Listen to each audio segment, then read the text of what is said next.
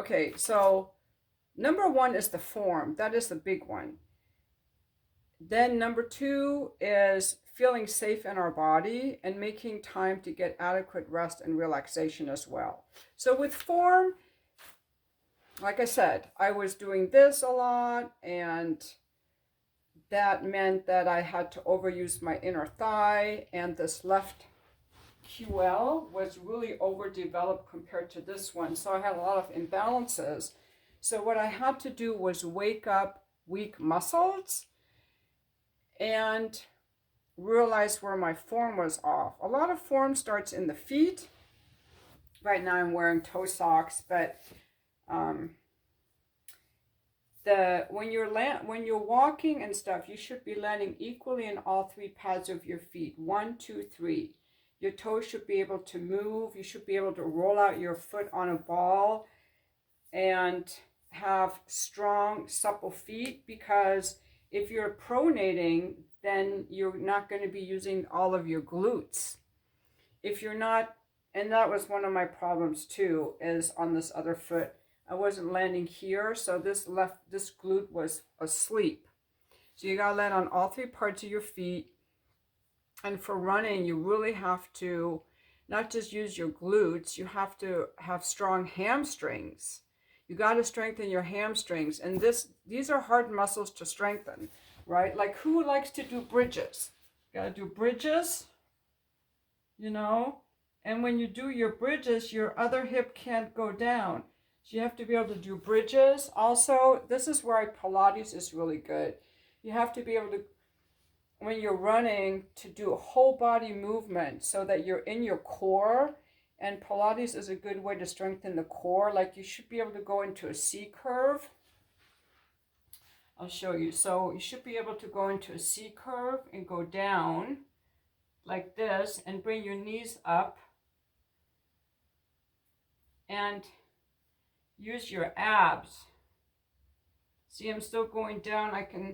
I've had to strengthen my abs a lot, because when you're running, you got to be in one. Everything has to be engaged. Your feet, your inner thighs, your legs, your glutes, your core, and I can't remember all the names of the muscles now. I'm sorry, but so when you're running, your whole body is engaged without being tense. So you're relaxed but engaged, with the shoulders open, twisting. And a lot of people make the mistake, and this is where waking up the muscles is really important, that you have good shoes. I wear flat shoes. They're called barefoot shoes, zero shoes. And a lot of people make the mistake of running when they're on very cushiony shoes, and you do not get the proper feedback about the form of your feet. You can get away with a lot of really bad form. And the biggest mistake people make when running is they heel strike. If you have a lot of cushioning in your shoes, like I ran for years in cushioned shoes, the more cushion, the better. You can heel strike and get away with it, but you're not going to be using the proper muscles. You don't realize that you're not using your core, you're not using your glutes, you're not using your feet properly. If you're heel striking and striking way out in front of you, versus you're landing on your whole foot more closer underneath your body. So these are the zero shoes. These are dirty now from having run on the trail, but they're zero rise, but they're called zero shoes. They're zero rise. They have a wide toe box, and I have something in here to help me keep my arch up, and they bend like this. That's what I run in. Now, another thing too is I don't run marathons. I don't think that's not good for me, actually. I do like 25 or 30-minute runs. Eventually, I want to get back to 45-minute runs once a week, but I don't do overuse my body, actually. So that's using all the proper muscles and being in your back and using your back and rotating and keep, rotating your arms and keeping your hips forward. And that's why I think Pilates is really good, or working with like a functional trainer who really knows about good form. Also, when I was running, I used to like slide forward in my run. Like I would slide my foot forward in my shoe, like forward. But now I land like this and I push back. I make sure I land like this and I push back. So I'm using my hamstrings, I'm using my adductors, and my feet are relaxed. I used to run with my feet all scrunched up. Now I keep them relaxed. I make sure my toes are relaxed and that I'm landing on my flat foot. So when I'm landing like this and pushing back, like this and pushing back, not heel striking or sliding forward. So I had to wake up muscles, I had to strengthen muscles, I had to strengthen my glutes. I've had a big butt does not mean your glutes are strong. I've had a big butt my whole life, but my glutes were asleep. I had to wake up this glute. Then, because it was hurting so much, when I walked, it was really hurting because I hadn't woken up this leg properly. And sometimes I would just have this sharp, pinchy pain. And that was from tight hamstrings, actually. And so I started feeling really afraid just to move. And I was always constantly holding my breath because I was afraid that it would hurt. Like I did not feel safe in my body. And I was so frustrated that I could do everything except walk. Walking would always hurt. It wasn't until a few months ago I went to see this lady who did a massage on me, and she pointed out that I should walk on a treadmill or walk with ankle weights and figure out what was happening with my walk and really feel my movement with my feet. And that's what I finally did. And I realized, because I was so afraid of the pain, that I wasn't bearing down enough on this leg, and so I wasn't engaging all the muscles. I know. So this has been like a 7-year process, you guys. So what's really interesting though is they used to say you cannot teach an old dog new tricks, but you can. I have reworked so much of the way that I move and my body alignment, and all it takes is just a few days of paying attention to it, and you can definitely rework it. Like another thing this lady pointed out is that I was twisted like this. So for like a week, I made sure that I untwisted myself, which was really hard. I had to really be conscious and like use my muscles a lot. And now I'm already so much more straighter because I was like this. Now I'm automatically more like this. And even how I run and how I walk, I had to learn how to walk with my feet forward, like not duck feet. Okay, so I know I'm just going over, I'm not like an exercise person, so I don't have courses, so I'm just kind of going over everything really quick. Also, when I do my exercises, I do different things. I do the VersaClimber. I do Pilates 3 times a week now. I go to this Reform Pilates studio, Reformer, that just opened. So I go there 3 mornings a week. I've been getting up at 5 in the morning and going there. I love it. I also do 25 minutes of cycling once a week, and then I do 25 minutes of running once a week. So it's like an hour a day on average, but some days I do an hour and a half, and some days I do nothing.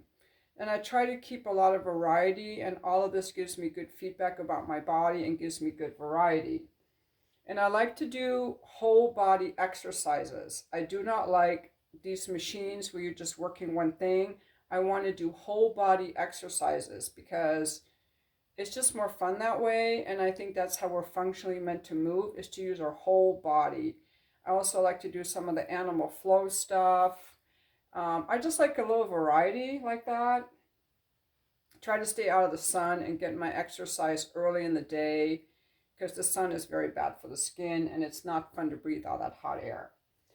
The other thing I wanted to go over was the relaxing part, okay? So I told you about waking up the muscles, strengthening the muscles, feeling safe in the body, the importance of the feet, the core, the whole body exercises.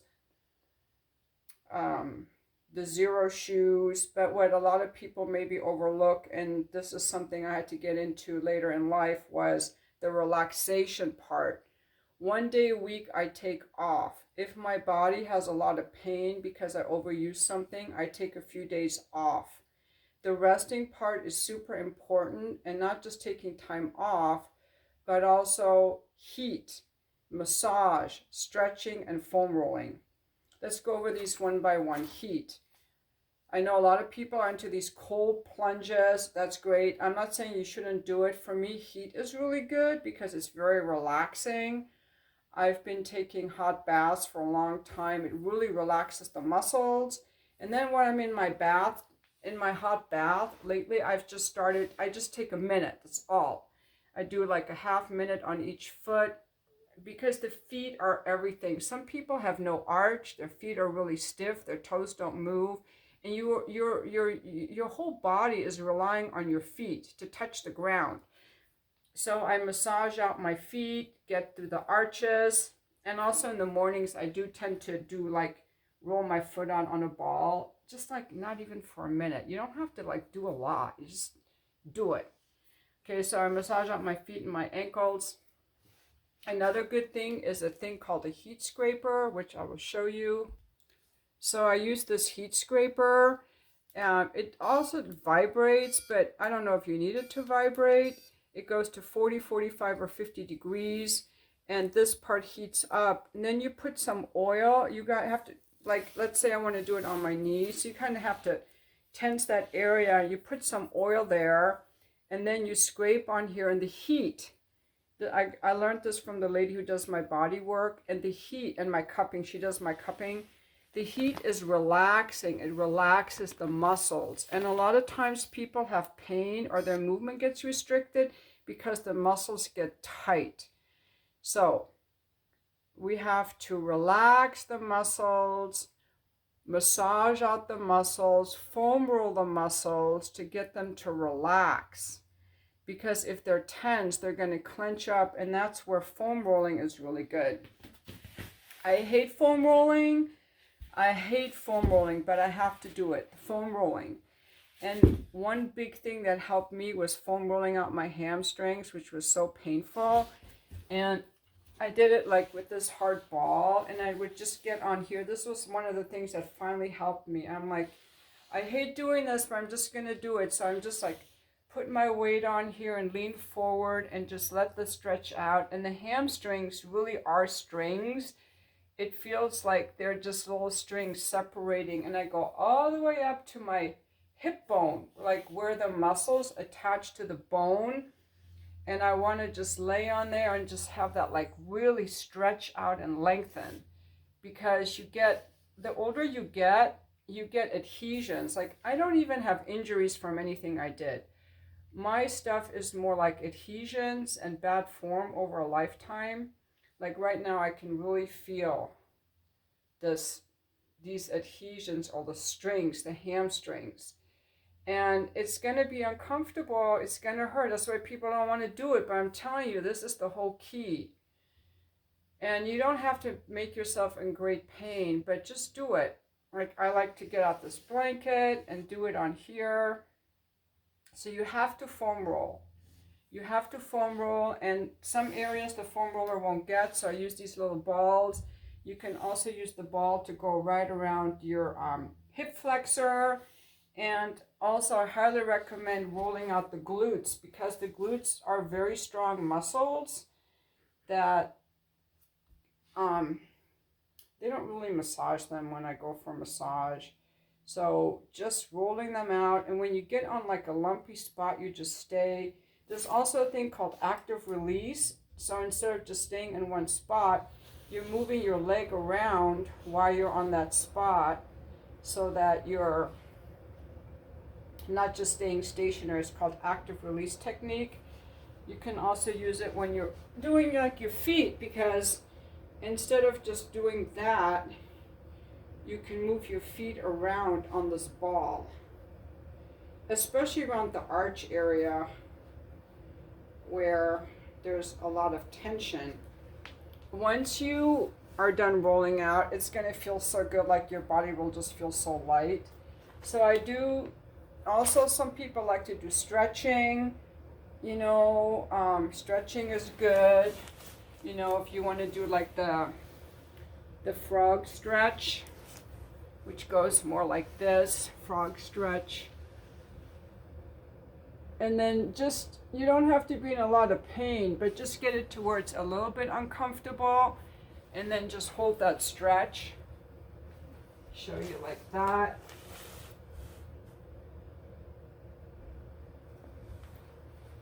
I've also had to do like this hip flexor stretch, where I go like this and just kind of hold it. So it just takes a little effort, and that's what I mean. Like, some people think that all they have to do is just do a bunch of cardio or do a bunch of working out, but take one of these days off and use that energy that you would use for the cardio or the lifting to do the stretching or to do the foam rolling, because that takes energy too. It takes energy to hold yourself up on that roller, and it takes a lot of energy to stretch out this I forgot this leg muscle, like to just hold this straight, you know, and just hold it like that. It just takes a lot of strength to do the stretching.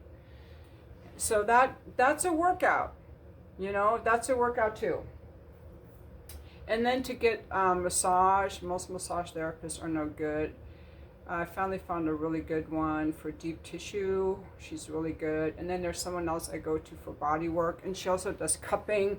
I had some cupping done on Friday, so I see her now once a month. So just so I don't spend so much money, I've decided I'm just going to do the body work once a month and the massage once a month. Then I also belong to a bunch of different studios. I have a gym I go to, which is a really great gym where I also do my swimming. I belong to that Pilates studio. I also go to a Versa Climber place, and sometimes I go to Orange Theory.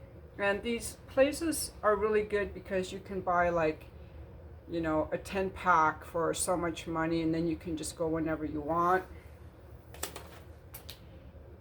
So yeah, so that's what.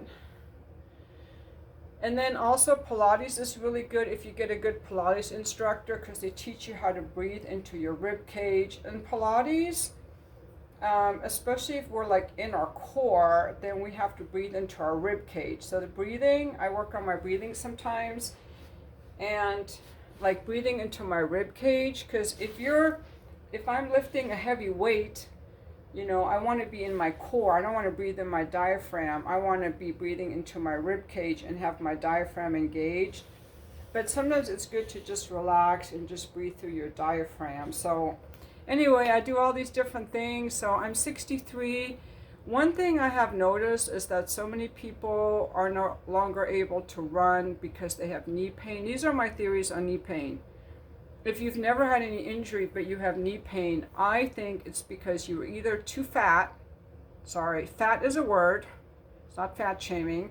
You're too fat because your body wasn't meant to carry all that weight on your knees. Or you're heel striking.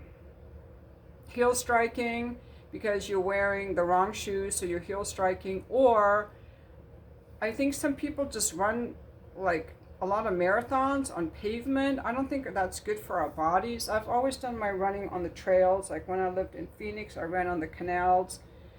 I just don't think that our body is meant to just like plump, plump, plump. And I also think a lot of people have bad form when they run, so they're just plumping down. This is why box jumps are really good. I do box jumps like a couple times a month. The idea is to land very softly on the feet. So when you're landing, you shouldn't go clump. You should land lightly.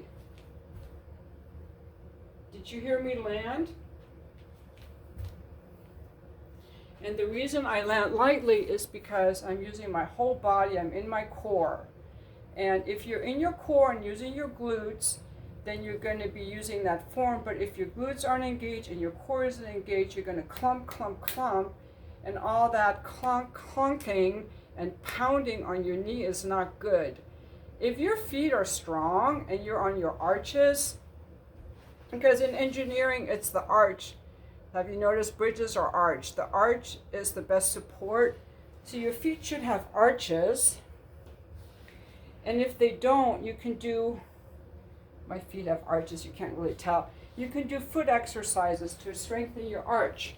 Like if you're like this, you bring your feet in without, you know, you can strengthen your arch, and you can also use these foot inserts that have different levels that will increase your, strengthen your arch. And if you're landing properly on your feet and your feet are strong, you're using your glutes and you're using all your leg muscles, you're not going to be clunking onto your bones. So I think that's why people end up getting injuries from running, because they're using the wrong shoe, so they're not getting good feedback on their form. They're not doing whole body, they're not in their core. They're running too long on asphalt. These are just my theories. I don't know. I'm not a personal trainer. It's just what I've seen. And when I see people running, I hardly ever see people my age running or at the gym or anything. Like in my Pilates class, all the ladies are like in their 20s and 30s. And I think it's because people's bodies start to break down. They start to hurt. And also, in order to be able to do these exercises, you not only have to do what I'm telling you here, but your body needs a good night's sleep. Caffeine is not going to make up for a lack of sleep. So in order for our bodies to perform at the optimal level, like we need strength, because it's hard to build these muscles. It's fucking hard. Oops, I wasn't supposed to say fucking. Sorry, okay. To build muscles is effing hard.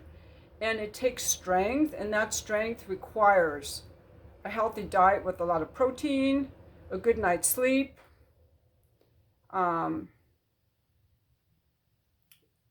nutrition. Really, I don't do like whatever they do, what the guys do with their pre-pump or whatever. I don't do any of that stuff. I'm just like, I have a cup of coffee and a banana in the morning, and then I do my workout. But in order to do the workout, people need to really eat well and get a good night's sleep. Else none of this is going to work. You're just going to be too tired. And you got to focus and really keep awareness that, you know, of using all the right muscles. Now my next goal is, now that I feel like I finally got a handle on all this, I'm going to maybe once in a while do a run that's, instead of 25 minutes, maybe do 35 minutes. And also I had cut back on my strength training because I really wanted to get my form down well. And so maybe once in a while I will lift a little bit more weight, because it feels really good to lift weight. Like the next day I just feel like so strong, like it really wakes up my muscles in a whole new way. Where with the cardio, I feel really good after I'm done. Like right now, I feel really good. With the strength training, I feel really good the next day. I wake up, I'm like, wow, I just feel so strong.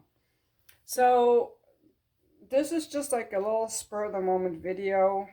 I have other videos I want to make about dating and sex and stuff like that. So I'll make those again. Thanks for watching my video. If you like this, you know, if you have any tips on what you've done to overcome any injuries or pain that you can pass on to other people, please leave it in the comments so we can all learn from each other. And thank you for watching my video.